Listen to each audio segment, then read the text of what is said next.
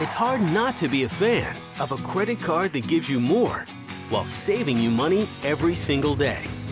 The Illini Visa Rewards Card, available only through U of I Community Credit Union.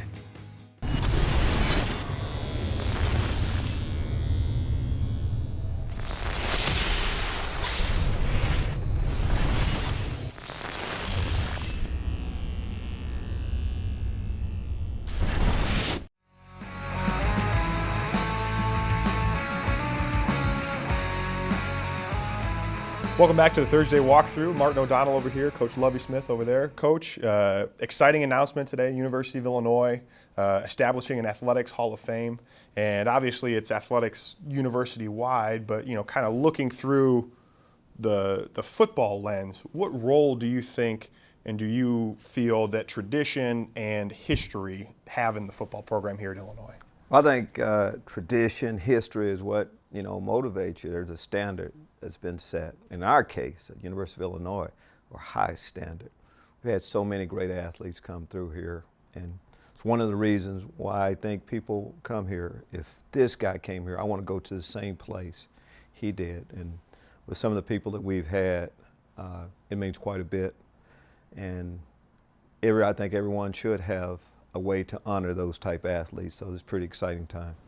Well, and another part of the announcement today that Dick Butkus, obviously a name that's really synonymous with the sport of football, but is going to be a part of that class. So I understand he's going to be around this weekend and possibly have a chance to speak to the team. How unique of an experience is it for the current players to be able to hear from a guy like Dick Butkus? Well, I think if you're a football player, and especially guys that play on the defensive side, I think just all players in general, you hear the name Dick Butkus, you know what it stands for. And you talk about linebacker play. You can make a case, the greatest linebacker to play the game. When you start talking that way, when you have an award that's handed out yearly with his name on it, it does mean a lot. And for us at the University of Illinois to have two guys, Kevin Hardy, Dana Howard, that have both been awarded that Butkus Award, says quite a bit. So it's only fitting, of course, that he would be one of the first guys to go in.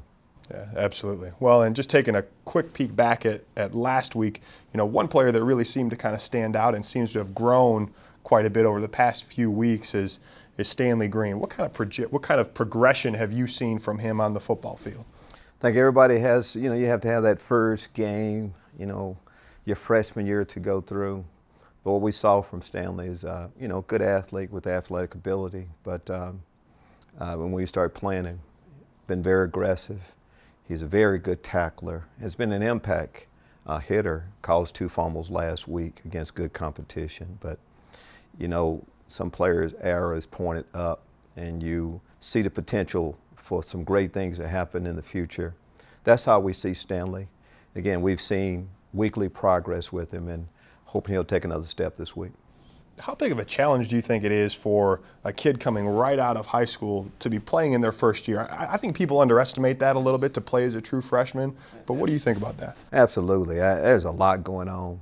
Before you get to the football field, just being a student, away from home for the first time, new environment, and it's a little bit different. As I talk to our freshman class, a little bit more simplistic approach to football. Now there's a lot that he has to know than having to play great football. So there's a lot that goes into that.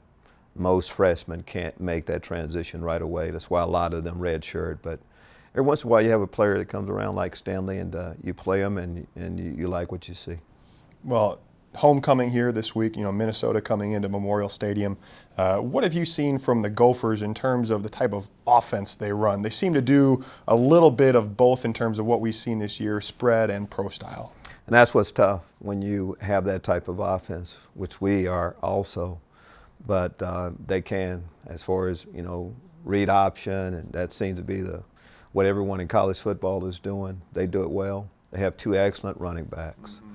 Quarterback that can beat you with his feet if he likes, or if they like, but that can throw it also. So that's what really makes it tough. They'll also get in a traditional offensive attack with 2 backs. So we have to be ready for it all. And they played outstanding ball throughout. Of course, big win for them against Rutgers last week. Yeah, well, Coach, I appreciate you taking time, and thanks for stopping by the Thursday walkthrough.